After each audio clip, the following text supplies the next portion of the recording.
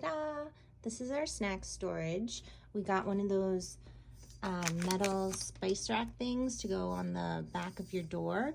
It just has a screw here, and then down here there's some like sticky suction cups along the way to the bottom.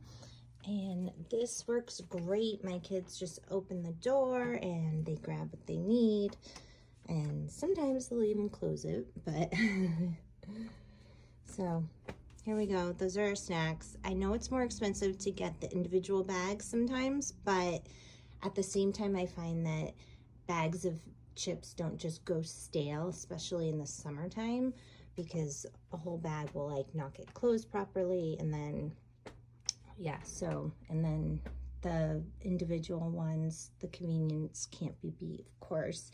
I get them on Amazon. They're cheaper to buy in bulk there. So there you go.